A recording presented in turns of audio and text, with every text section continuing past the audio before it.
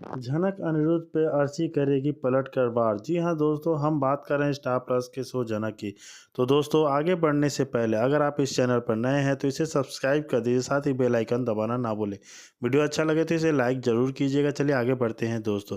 अभी तक आपने देखा कि अनिरुद्ध और झनक को लेने बबलू और बड़ी माँ मीनू आते हैं। झनक और अनिरुद्ध से बोलते हैं, झनक तुम दोनों को लेने आए हैं।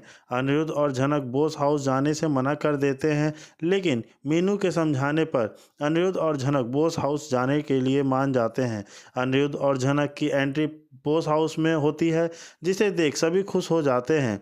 बोस शुभ और तनुजा बिपाशा को छोड़कर अनिरुद्ध बोलता है, तनुजा और बिपाशा से देखिए, मैं यहाँ तो आ गया हूँ, लेकिन मैं यहाँ कभी भी सहन नहीं करूँगा कि आप दोनों झनक की बेइज्जती करें। अगर आप लोग झनक की बेइज्जती करेंगे तो मैं इस घर से चला जाऊंगा। अनिरुद्ध बोलता है, मैं और झनक बहुत जल्द शादी कर रहे हैं। शुभ बोलता है, अनिरुद्ध तुम क्या क्या बोल रहे हो, अभी तक तुम्हारी और अर्शी की डिवोर्स भी नहीं हुई है। लेकिन तुम अनिरुद्ध बोलता है, सभी कहाँ अपने, इसलिए आज ही डाइवोर्स पेपर साइन करने आ जा रहा हूँ और अर्शी भी डाइवोर्स पेपर पर साइन करेगी। लेकिन अगर वो नहीं करती है तो वह उसकी चॉइस है, क्योंकि उसे भी सिद्धार्थ से शादी करनी है। सिद्धार्थ अनिरुद्ध और अपने दादा से बोलता है, आप इस शादी के लिए राजी हैं? दादाजी बोलते हैं, अनिरुद्ध तुमने सही फैसला किया है, यह तुम्हारे लिए सही जीवन साथी है। इस शादी से बहुत खुश हूँ। झनक दादाजी का आशीर्वाद लेती है।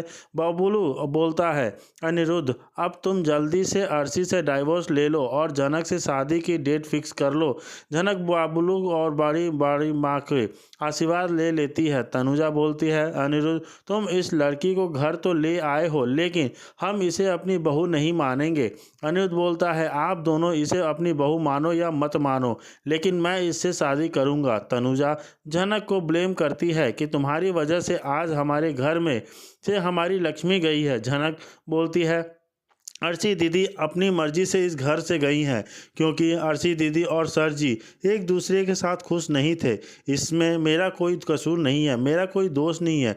मैंने नहीं कहा था अर्शी दीदी को और सर जी को छोड़ने के लिए और इस घर को छोड़ के जाने के लिए, इसलिए आप मुझे इसमें मत घसीटिए। अनिरुद्ध गुस्सा हो जाता है और बोलता है, इसलिए इस घर में आना नहीं चाहता था। अगर आप लोग का बर्ताव या इसी तरह रहा तो मैं इस घर से चला जाऊंगा, लेकिन मैं झनक से शादी करके रहेंगा। अनिरुद्ध बोलता है, मीनू बस आप शादी की तारीख फिक्स कीजिए। मैं अनिरुद्ध लाल से पूछता है कि दादा आप मेरी शादी से खुश हैं? लाल बोलता है, अनिरुद्ध मैं बस यही चाहता हूँ कि तुम अपनी ज़िंदगी में खुश रहो। मेरी ज़िंदगी में तो ऐसी ही तूफान आया है, जिसमें तू खुश रहेगा उसी में मैं भी खुश रहूँगा। अनिरुद्ध बोलता है, आप तो सुधर गए। और अनिरुद्ध बिपाशा से बोलता है, आप जिस शर्म से इस घर में खड़ी हैं, आपको इस घर से घसीट कर बाहर तो नहीं कर सकता, क्योंकि मैं जानता हूँ आपकी घर हालत क्या है। लेकिन आपने जो झनक के साथ किया, अगर आपने दोबारा ऐसा किया तो मैं यह सहन नहीं कर पाऊँगा।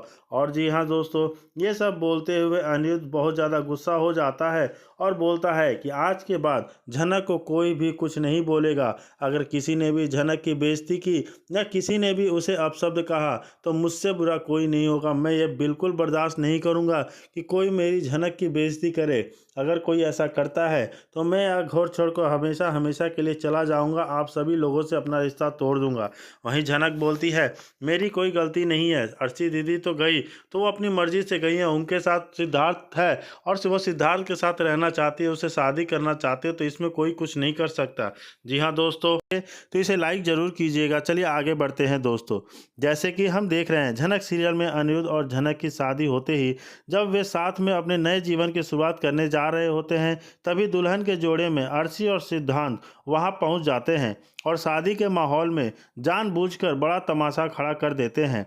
अर्शी का मकसद होता है कि वह अनिरुद्ध और झनक की शादी वाला दिन बर्बाद कर दे, ताकि दोनों को सबक सिखाया जा सके और अर्शी अपने बदले की आग में उन्हें नीचा दिखा सके।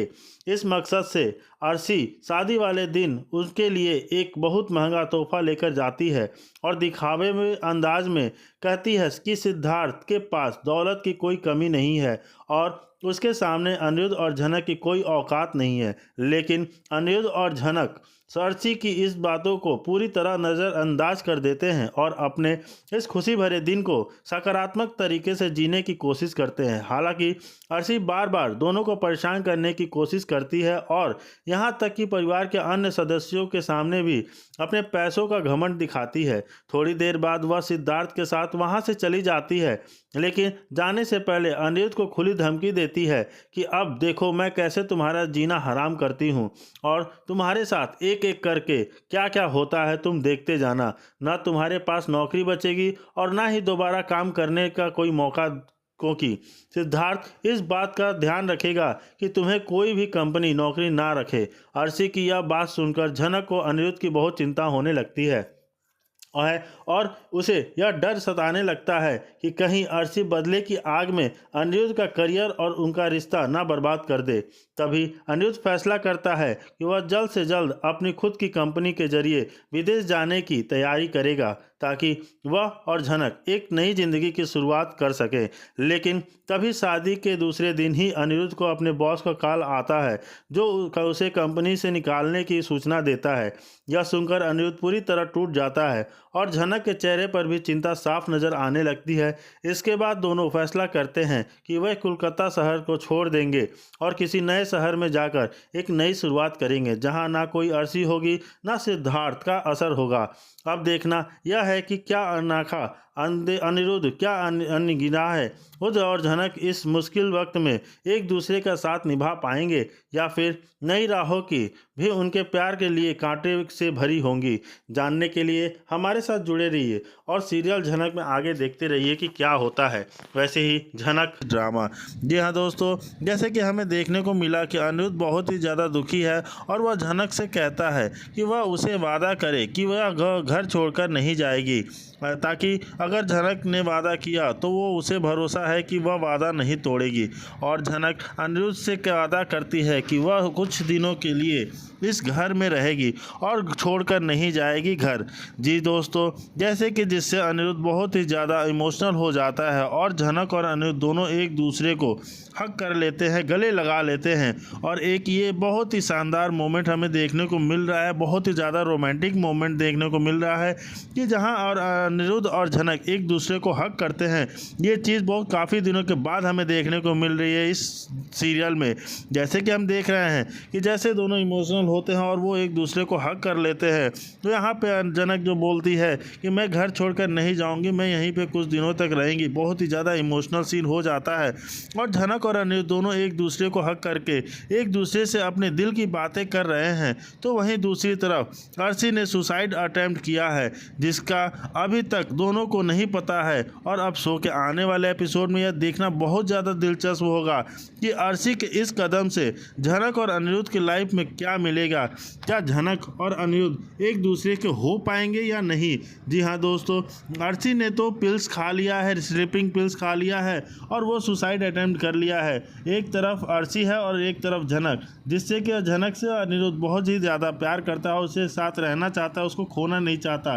लेकिन दूसरी तरफ अर्शी है जो कि वो उन दोनों को एक होने देना नहीं चाहती है। वो हर एक मुमकिन कोशिश करती है कि वो एक दोनों को अलग कर सके, लेकिन क्या मोड़ लेगा। उसके सीने पे रख देता है पिस्तौल और वहाँ पे बोलता है कि अगर झनक जो एक कोने में डरी सहमी खड़ी है, इस दृश्य को देखकर बुरी तरह से बेचैन हो उठती है। उसके चेहरे पर डर और चिंता के भाव स्पष्ट हैं। गुंडा जिसकी आंखों में क्रूरता झलक रही है अनिरुद्ध को कर्कश आवाज़ में धमकाता है कि वो बिना कोई सवाल किए चुपचाप यहाँ से निकल जाए, अन्यथा वो मारने के लिए तैयार हो जाए। अनिरुद्ध हालांकि स्थिति की गंभीरता को समझ रहा है, फिर भी अपनी दृढ़ता बनाए रखता है। वो गुंडे की आंखों में देखता है और शांत लेकर मजबूत आवाज़ में कहता है कि उसे मौत से डर नहीं है और गुंडे की चुनौती देता है कि अगर तुम में हिम्मत है तो वह पिस्तौल चला दे, क्योंकि उसे वैसे भी डर नहीं लगने वाला। गुंडा अनिरुद्ध की इस निर्भीकता पर और भी ज़्यादा गुस्सा हो जाता है और कहता है कि उसने अनिरुद्ध की बहुत शान पट्टी देख ली और उसके जैसे अमीर और बिगड़ैल लोगों से यहाँ आने से उसका माहौल ख़राब हो जाता है। झनक और भी ज़्यादा परेशान हो जाती है और उसे डर लगता है कि कहीं गुस्से में गुंडा सच में गोली ना चला दे और अनिरुद्ध किसी मुसीबत में ना पड़ जाए। ठीक उसी समय जैसे ही किसी फिल्म में ऐसा होता है कि लालन सभी मौके पर पहुंच जाता है, वह हांफता हुआ अंदर आता है और तुरंत स्थिति को भांप लेता है। वो घबराकर गुंडे के पास जाता है और हाथ जोड़कर माफ़ी मांगने लगता है। वह कहता है कि सॉरी सर, बहुत बड़ी गलती हो गई। लड़का नेहा जैसे आ गया, मुझे नहीं पता। अभी लेकर जाता हूँ, आप चिंता मत कीजिए, मैं सब संभाल लूँगा। गुंडा लालौन को गुस्से भरी नज़र से देखता है और कहता है कि इसे अभी मेरी आंखों के सामने से ले जाओ, वरना देखना यह बचेगा नहीं। फिर झनक की ओर इशारा करते हुए गुस्से से पूछता है कि यह क्या है और बार बार क्या हल्ला मचा रखा है। तभी झनक अपने डर को काबू में करते हुए अनिरुद्ध से फुसफुसाती है कि वह यहाँ से क्यों आया है, उसे तुरंत चले जाना चाहिए। अनिरुद्ध, जो झनक की चिंता को महसूस कर रहा है, उसकी बात अनसुनी कर देता है और गुंडे को घूरता रहता है। गुंडा फिर लालौन से पूछता है कि क्या यह लड़की झनक सच में इसकी मर्जी से यहाँ आई है। गुंडा अपनी बात पर जोर देते हुए कहता है कि हाँ जरूर, इसी ने अनिरुद्ध ने भेजा होगा। वह अनिरुद्ध का नाम पूछता है, जिस पर अनिरुद्ध बिना किसी हिचकिचाहट से अपना नाम अनिरुद्ध बोस बताता है। गुंडा और भी ज़्यादा आग बबूला हो जाता है। वह अनिरुद्ध पर सीधा आरोप लगाता है कि पहले तो वह लड़की को यहाँ भेजता है और अब खुद उसे बचाने का नाटक कर रहा है। वह कहता है कि अब सब ये गेम चल रहा है तेरा, पहले तो यह समझा। लालन तुरंत बीच में बोलता है और कहता है कि किसने यह आपसे कहा कि अनिरुद्ध ने भेजा है। गुंडा आत्मविश्वास से कहता है कि यह इन्हें अपने सोर्सेज से पता चला है, उनके अपने आदमी हर जगह हैं। तभी झनक और ज़्यादा ड्रामा नहीं चाहती, वह आगे आती है और अपनी आवाज़ में दृढ़ता लाते हुए कहती है कि बस बहुत हो गया ड्रामा, अब तुम यहाँ लोग से चले जाओ। तुम लोग यह समझ क्यों नहीं रहे हो, लड़कियों को यहाँ खिलौना समझ रहे थे? जब देखो जहाँ जिस पार्टी में आते हो और उसे बदतमीजी करना स्टार्ट कर देते हो। तुम लोग हमारा शो खराब कर रहे हो। अनिरुद्ध झनक की इस हरकत पर हैरान पर उसे गुस्से से देखता है और कहता है कि झनक, इस वक्त तुम क्या बेवकूफ़ी कर रही हो? पहली बात तो यह बताओ कि तुम्हें यहाँ पर किसने लाया और तुम बार बार यह क्यों बोल रही हो कि मैंने तुम्हें ऐसी जगह भेजा है, जब मैं खुद कह रहा हूँ कि मैंने तुम्हें नहीं भेजा। झनक गुस्से में कहती है कि मुझे कोई नहीं सुनना, कुछ नहीं सुनना। मैंने बोला दिया ना कि तुम यहाँ से चले जाओ, तो मैं कुछ नहीं चाहती। अभी अनिरुद्ध कहता है कि ठीक है झनक, मैं जा तो रहा हूँ, लेकिन फिर याद रखो मैं वापस आऊँगा और मैं अब तुम्हें साथ लेकर जाऊँगा। अगर वापस आऊँगा तो झनक अनिरुद्ध की आंखों में एक अलग सी बेचैनी देखती है। वह समझ नहीं पाती कि उसके अंदर क्या चल रहा है। वह सब बस उसे कहती है कि पहले तो आप यहाँ से जाइए। उसके बाद अनिरुद्ध बिना कोई और बात किए शांति से वहाँ से चला जाता है। झनक पूरी तरह से शॉक हो जाती है। वह सोचती है कि आखिर यह सब क्या हो रहा है, उसको बिल्कुल भी समझ में नहीं आ रहा है। वह बहुत कंफ्यूज हो जाती है। तभी सेठ, जो अब तक चुपचाप सब देख रहा था, माहौल को बदलने की कोशिश करता है।